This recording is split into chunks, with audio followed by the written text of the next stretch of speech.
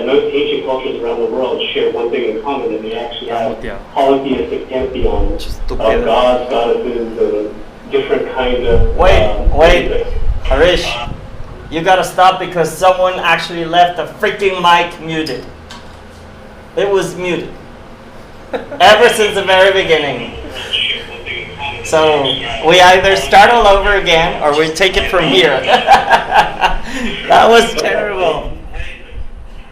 Welcome to the first episode of What the Fuck is this Indian Mexican guy saying? Oh my god, that was horrible. Alright, so we'll start all over again. Welcome. This is our first transmission in English. He's Emmanuel. He's Harish. And we really want you to know who Harish is and his company Harvik, because we're starting to work together. And this is the first time we're actually going to be transmitting in English. And hopefully we're going to be doing it like regularly.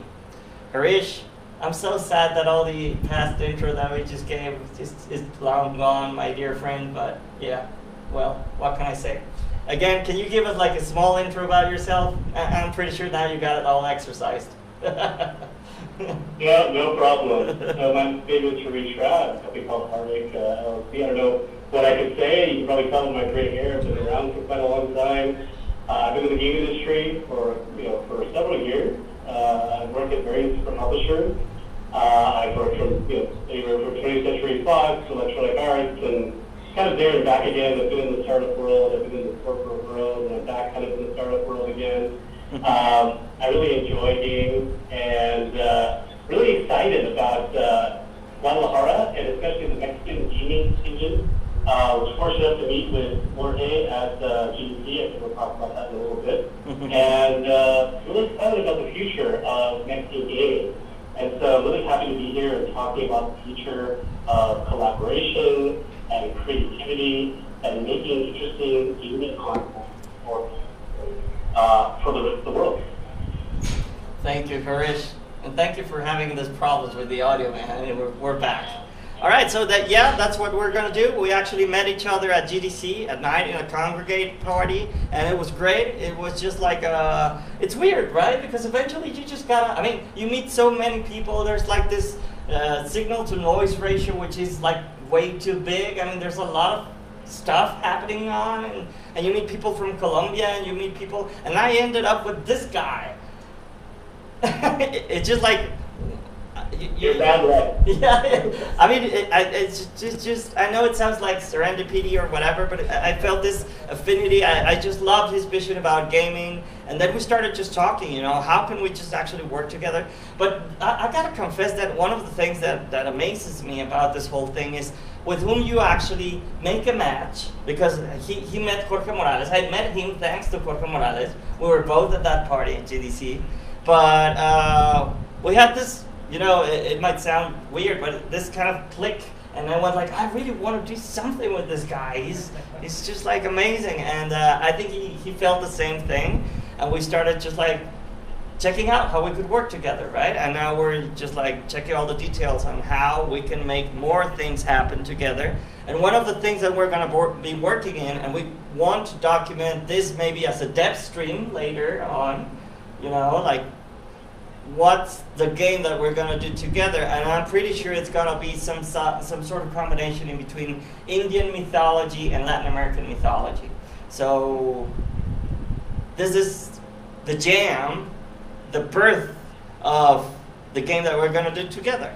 So what the fuck are we going to do together now?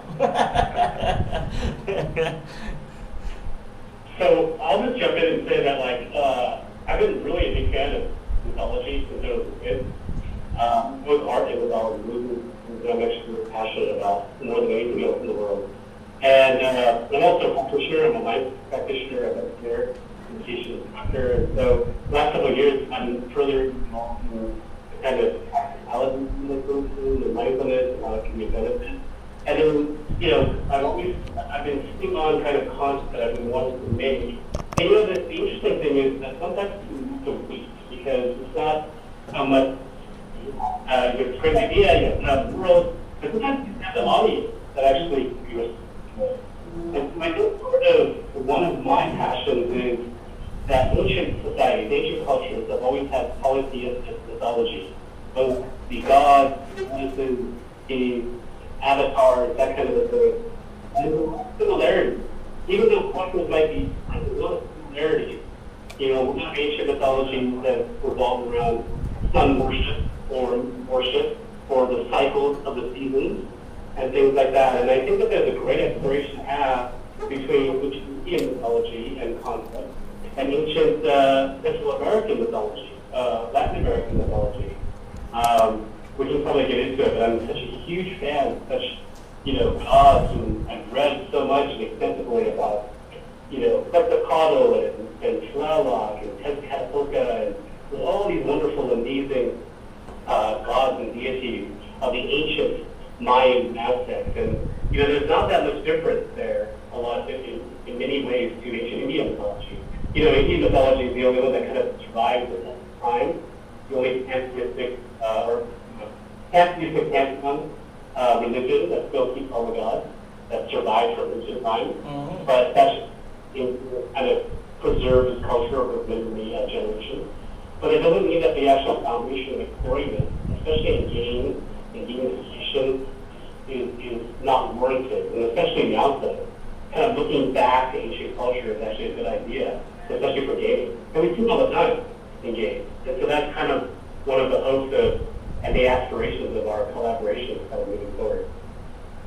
Yep. I think that's super interesting. What type of games do you have you seen any Indian mythology actually well applied in some sort of game now? Not really. I can tell you that what I've seen, and I'm not an expert by any means. There's probably people in your audience who probably know more than I do. I've seen it applied very, very badly, or I don't want to say maybe bad too harsh of a word, but maybe without the intention of what the mythology is necessarily meant for. The most popular game I can think of is Smite, where you have all these different mythological characters come together and actually battling each other, mm-hmm. which is interesting, but it's also a very kind of battle royale type of environment, which is very one-dimensional, I think. I have seen it actually applied, interestingly enough, in Japanese games. Ah. So Japanese characters are creators and game makers and anime creators, and a lot of people in that realm have taken a lot of Indian mythological concepts and actually brought them into their actual content. They just talk about it in a different way. And so it's really interesting. Like the one ancient, I guess you can call it, the manga comic that I find really interesting. I've always thought it really interesting was Ranma 1/2. And Ranma 1/2 is all these Indian mythological references and characters and characterizations. And you see more and more of that. And there's kind of like this kind of homage and respect amongst the different Asian cultures. So I see it kind of happen in those kind of avenues. In games, they come here and there. There's been someone who's an Indian game company who actually making games based on the mythological concepts now too. But I don't think that's really the mainstream. At least not in this kind of intention. And there's been small ones here and there, and I couldn't name them off to you, but I think it's definitely an area that can be explored and can be looked at. And if done well, I think improperly, could actually have an impact, in the gaming circle.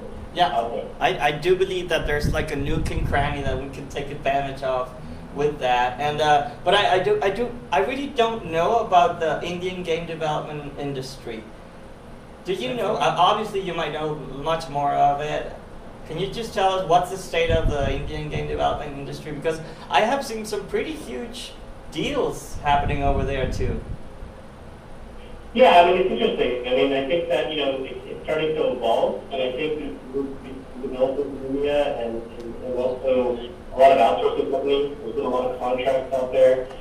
Most recently, there's a game company, I'm not sure to think of the name of it. It's called Driven Interactive. So Driven Interactive just got acquired, I believe, by, I want to say it's Rockstar Games, I think, in India, and they're going to be doing partnerships there. They for the longest time done a lot of the art and the creative assets for the Forza series from Microsoft. Mm-hmm. There's a lot of good companies out there. Reliant Games out there, they do some pretty amazing stuff. They've done, a lot of branded license, game content. Electronic Arts, I was actually there last year. I worked in Electronic Arts in India for about 6 months. Worked on the Jewel Blitz.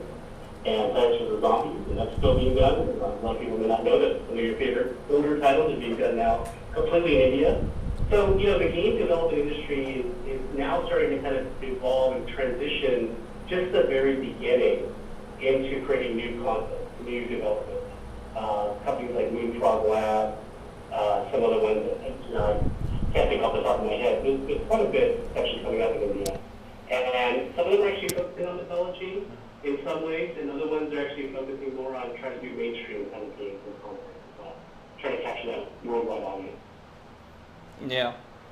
Well, I have seen a lot of ports, and I also saw that there's like this huge industry that focuses on super small games because of the lack of internet and or great data plans for like low, what's the name of it, low end phones, right?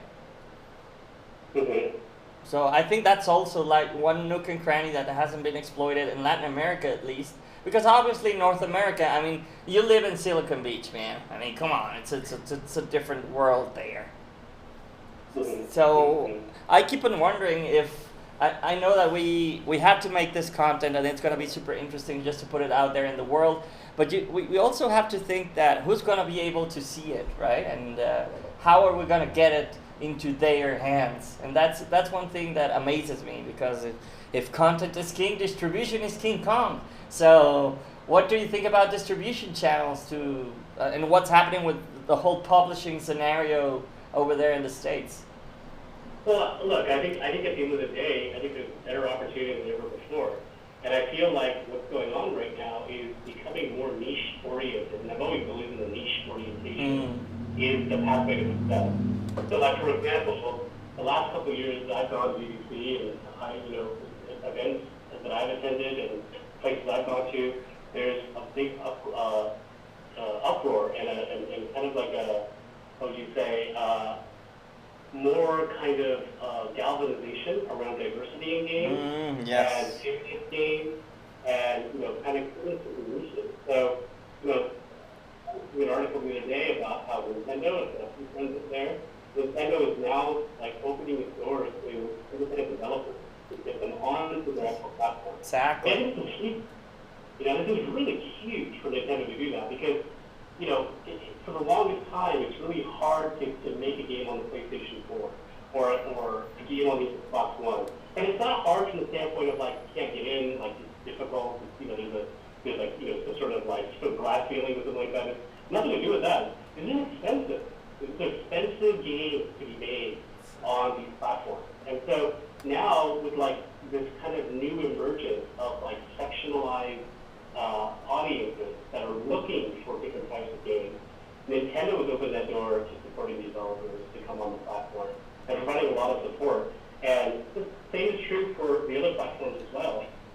And I think trying to find that perfect balance where you can actually get like this really super niche, diverse game that actually speaks to a very specific culture and a very specific theme is going to get some traction now moving forward in an industry where you've got like millions of game sites. Now, of course, you've always got the big, tentpole titles. It's just like movies. I always like to say that, films and games kind of go hand in hand. The way the film industry is a lot like the way the game industry is, In the film industry, you've got some movies, your blockbusters, your Marvel films, your DC films. You have your tentpole kind of like, content. But it doesn't stop other content from being made, especially diverse content and independent content. And the same is true with gaming. And I think part of doing a really amazing job is pretty really good, compelling content, even if for a small niche. Maybe not a lot of people will actually buy it. Maybe not a lot of people will download it. But if you make a really good game into a certain vertical, and it gets attention, it gets awards, it gets recognition, then you actually create something that you can build upon.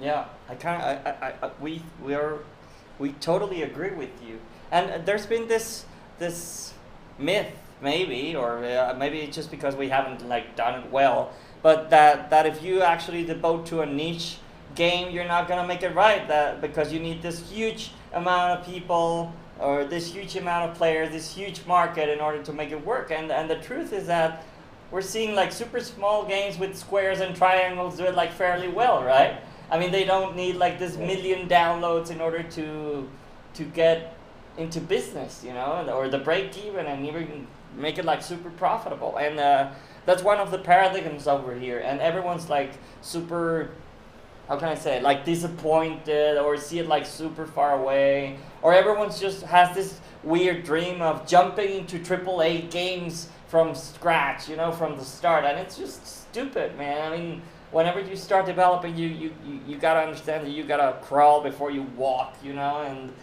and I don't know, it's just, what's your take on this? Like the AAA game, the AA game, what's the kind of game that maybe we should start making together? I mean, now we're working together, Harish, and we're super excited over here at the studio because for us, it's just like the next logical step, you know, to find someone that we admire and we like and we feel this affinity to, and obviously earning your trust, you know, because I'm pretty sure, I don't know how Mexico is seen from abroad. I mean, from your place, right? You're in Orange County, or I don't remember where you are, but I mean, it's so funny that they think that we are still riding donkeys with a bottle of tequila in our hands and crawling over cactuses and stuff. It's just... This is something that I wanted to ask you. What do you think about Mexico? What is Guadalajara, Mexico City, Monterrey? And related with the topic, what do you think about our Latin American mythology? What is what you have heard there? I don't know, that donkeys and sombreros and that stuff, or is something like superheroes, Mexican superheroes like Santo, Chapulín Colorado, all that kind of Mexican. He actually told me that he has seen lienzos mulaca, for example. Right. So we would like to know your opinion about it, because obviously, I know you now. I mean, you're super enthusiastic about actually taking other game developers from other latitudes, bringing their talent and their cosmology into games, you know, telling a whole different story, even though you were born in the States, right? Or not? I was, yes, absolutely. Right, so... No, I was born in the United States, for sure. Yeah, awesome. So, how do you feel that they see us? I mean, how do you guys see us? Like super far away? Well, look, at the end of the day, I mean, maybe I'm unique in the sense that, like, I always like foreign publishers and developers. Like, I like diversity. You know, when it comes down to it, from the industry perspective, you know, people are always going to have their nuances and everything else. It just comes down to kind of like skill sets, and, you know, a lot of it's just bottom line. You know, when you talk about AAA developers and everything else, it really is a cutthroat business, and in my limited kind of view, it's all about like how can you get the work done? How can you actually just get it, you know, look right and well? So at some point, it kind of evens out. Like I'll give you a funny example in a parallel way. It's like right now, the reason why, and I think this is a good analogy, I pick up like the foreign companies when it comes to like American content, right? And hopefully you'll understand my reference here. But you know, part of it is these Marvel movies, these big movies, the Avengers Endgame, which just came out. These movies can't be made with one movie studio. A lot of people don't realize this. Right. Because what's happening now is a lot of the second unit photography, and especially all of the rotoscoping and all the cleanup work, it's not even being done in Canada anymore. It's all being done by Indian studios. So you've got these Indian VFX studios that are basically, that's their entire business, right? Like, we're going to take on Marvel's movies, and that's going to be our main client for the next year. And if you look at their reels, they'll tell you, like, oh, we worked on this, and we have all these, like, we can do anything for you, and really we just do rotoscoping, right? They do one thing. Their entire reel is basically that whole thing. But it's a really great, interesting testament to how globalization has taken on, because the reason why Indian companies are able to do those VFX cleanup work and that rotoscoping is because essentially nobody else will do it at that price point. The thing is, these are truly global productions. And the benefit of that is that it opens up the eyes to other markets, because other markets get to actually enjoy and consume content. And then it's a slow change. I have to be very honest about it. It's still going to be a very slow in terms of content. But we're starting to see that happen. And if you want to look at it from the American point of view, but right now we're going through kind of like this diversity revolution in content in Hollywood. Right. So you're seeing, because of the recent kind of uproar and just, you know, the Me Too movement and things that are actually happening in this country, with the Black Lives Matter movement, and there's just a move towards like, hey, there's been a lot of repression happening in this country for a long time. It's time to kind of like shake up the system. So you're seeing a lot more female-led movies, like protagonist-driven movies. Mm-hmm. You're seeing a lot more diversity in those roles. There's a lot more African-American films, a lot more African-American leads, Asian leads. There's, Hispanic, like, content actually becoming more mainstream now. So America is actually changing towards that time. Right. And once that actually happens on the main level, on the film and television level, it trickles down to gaming. Now, gaming, you can say, takes a lot longer, but I don't think it's going to take that long. I think we're going to start seeing that happen much more, like, effectively. Because essentially, the content's only as good as the actual audience that subscribes to it, right? So, we have the Red Dead Redemptions that come out, and they still do really, really well. But pretty soon we'll start to see, like, diverse characters in lead roles. We're already kind of starting to see that. There's a couple of, I forget the name of the actual game that came out, the Detroit Human. Oh, yeah, that one. From Quantic Dream. Those guys are French. They are amazing. Yeah, so basically the digital human, right? The idea that, like, okay, now I actually play someone that's actually not even a human being. This is actually kind of like an offshoot of what's going on. So I think we're going to start seeing this kind of slowly happen, like subtly start to kind of like take root.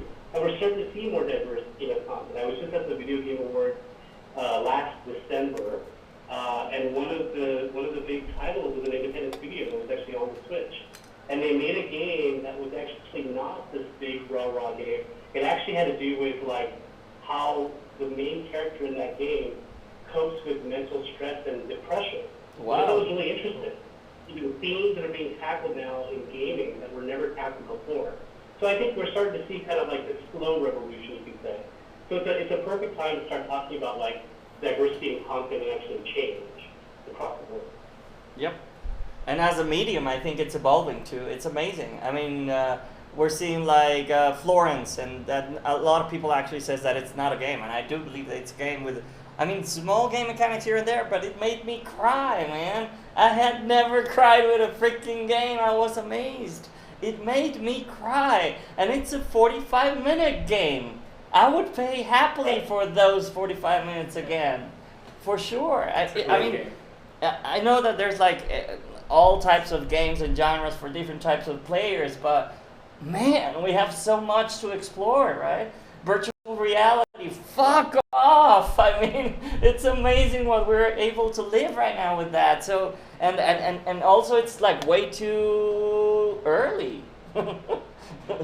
Just to know from where to monetize it, or how to monetize it. You wanted to ask something? No, I just wanted to take a pause to say hi to Rodrigo, to Diego, who they are watching our streaming on Facebook. Yes, thank you. Sol Valenzuela, Ernesto Ruiz, thank you all for being here. Alex Blanco, thank you for being here, buddy. Thank you for being here, guys. And, we have 7-10 guys concurrent, so thank you for being here. And who would have thought that a lot of you would actually stay even though it's in English? Yay, thank you. Awesome. All right, so what's next, you guys? We've been talking for half an hour now, and maybe 5 or 6 of those minutes were muted. Shit. Well, first time. A thing to remember. And what are we going to do together?